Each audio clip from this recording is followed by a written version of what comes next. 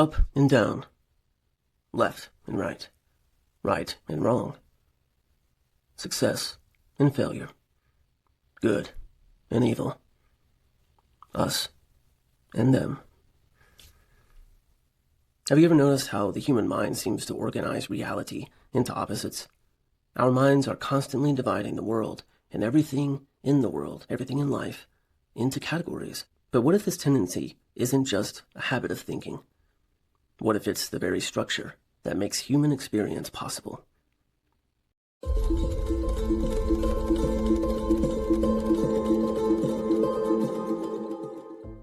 This is Justice for All. I am Aaron Justice, and welcome to the second video of our foundational series for this entire channel. Now, in the first video of the Innerspace series, I asked the big question.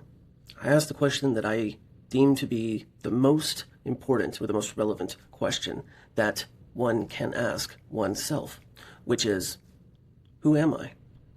When it really comes down to it, and all the different little categories and qualities and characteristics, the adjectives that I use to describe myself, when I get rid of all of those, all the things that I cannot inherently be, then who am I really? Well, in order to even begin to answer this question, we have to have an arena in which the question can be asked and then subsequently explored. You know, think about it in terms of life and of gas and of matter. We have to have the arena of space and time, right? And in order to have within that space of time the essence of what consciousness may or may not be, along with material objects that make up the moon, the stars, the planets, everything of form here on Earth, which is matter, material, spirit and material. Well, it's very similar here in life when we're talking about that nature of what consciousness may or may not be in and of itself. And so we have to have an arena to ask that question and to explore it. And that arena has to have characteristics of itself to give shape and form in which to explore. And the arena for the exploration of consciousness itself is called duality. Think about it like this. If, let's say, there was a few of us together that wanted to play basketball, and we go out into a field and there's this random slab of concrete, and it doesn't even have a definitive shape. It just goes over in this direction and then it goes that way, and it's kind of chipped there at the end and zigzags back. There's no rhyme or reason even to the slab of concrete. And you say, okay, well, let's play basketball. Well, what do you mean play what do you even mean by basketball? We're just out in the middle of nowhere on a jagged slab of concrete. Well, there's no arena. There's no place. There's no structure in which to make the form of a game. So we go about getting some paint, and we draw a square on the concrete, a certain section of it. We draw a free throw line, three-point line, half court. We erect 2 basketball goals with hoops and nets. We get a ball. We take the people that we have, and we go on the court. We now have a basketball court that has lines. Well, okay, we have the arena, but now, in order to play basketball, in order to experience that game, there has to be a force of opposition, right? And we also need rules and regulations, or laws, the laws of the game.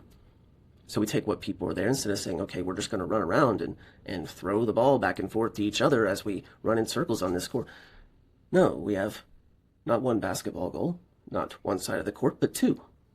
And so we divide the people up. We've got you 5 over here, and we'll take these 5 and put them over here. And you are now opposing teams that are on opposite sides of the court. And we start to set rules and regulations around the arena, the space that we have within the court, and rules that will be befitting of 2 opposing teams playing one another. That, overall, is the structure of where we play the game of basketball. Well, it's similar to life itself. We have to have a structure in order to play the game of life itself. And if we're going to ask the question of, what does it mean as a basketball team? Who's on my team? What do we do? What are the rules? What are the laws? How do we play? Well, first, we have to have the place where the game can be played. And that place is called duality. So what do I mean by that? What actually is duality? Well, I'm glad you asked. At its simplest, duality means twoness, just as in singularity is one, singularity is oneness. Duality, twoness. So it refers to the experience of reality as composed of opposites, or as we sometimes call them, polarities. Duality is the way our minds divide reality into those opposites, and thus make sense of the world around us. Light and dark, self and other, pleasure and pain, life and death. Human consciousness seems wired to perceive reality through what we call contrast. In fact, without contrast, experience becomes nearly impossible. Look at it this way. Imagine a world where everything was the exact same temperature. You wouldn't be able to feel hot or cold when you think about it. If the water is just, let's say, 81 degrees, right? You turn on the faucet, and what comes out is water that is 81 degrees no matter what. There's no definition for hot. The water just is. There's no definition for cold. There's no defining factor when it comes to water. It's always the same. We have those defining terms because we need to know what they are by their contrast of what they are not. And that's the most important aspect of duality, is that our minds assign meaning to things not necessarily by what they are, but by what they are not. We know what hot is because we've experienced its opposite, which we called cold. And vice versa, we know what cold is because we've experienced its opposite of hot. And of course, lukewarm is some there, right in the middle, so that we have a nice spectrum. We have two poles, hot and cold, and then we have a halfway point that crosses the barrier where one begins to change and turn into the other. So, contrast creates perception. Duality creates the experience. From a certain perspective, duality isn't a flaw in human thinking at all. It's actually the mechanism that allows all of us to have a human experience. It's what enables the experience to exist at all. Just like a basketball court with lines, the arena, the structure, the container that holds the game itself allows us to play basketball and experience the fun of playing the game. But of course, things become much more complicated when we look at how the human mind interprets these opposites. And so, because this is a psycho-spiritual channel, we are going to look at this through the dual lens of psychology and spirituality. In psychology, dualistic thinking often appears as something that we often call binary thinking. Binary thinking is the tendency to categorize things into two extreme categories, good or bad, right or wrong, success or failure. Psychologists sometimes, of course, call this black and white thinking, and it plays a major role in how the human brain simplifies complex information. The brain is constantly trying to reduce complexity so it can make decisions more rapidly. If you had to evaluate every situation from infinite perspectives, you would experience decision paralysis, of course. So the mind creates shortcuts, and it's really great at it. And these shortcuts are known as cognitive schemas. And these schemas help us organize the world into understandable patterns. But of course, they do come with a downside. When binary thinking becomes rigid, it can distort reality. Now, for example, a person might think, if I make one mistake, I'm a failure.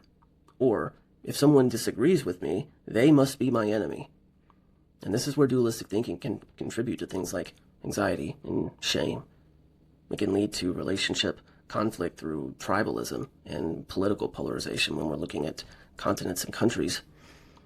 Because the mind starts reducing the complexity of human beings into simplistic categories. Good people versus bad people, heroes, villains. But human beings are rarely, if ever, that simplistic. In reality, most people exist somewhere in the middle of the spectrum, in that lukewarm kind of area of that scale. Psychological maturity often involves moving beyond rigid dualistic thinking and learning to tolerate and accept and even engage in complexity and paradox. This is sometimes called dialectical thinking, of course, the ability to hold two seemingly opposite ideas at the same time.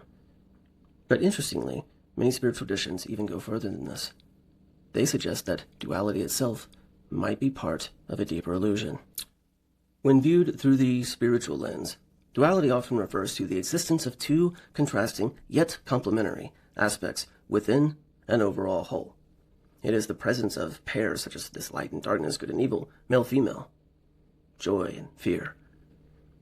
These pairs are opposites, but they're not merely opposites, but they're actually interdependent forces that define and give meaning to each other. But the two together actually combine to make up the overall whole.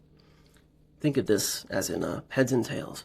These are two different sides, but it is just one coin. Now, in Eastern philosophies like Taoism or Hinduism, duality is a central theme. The Taoist concept of yin and yang, which you're probably familiar with, epitomizes this balance.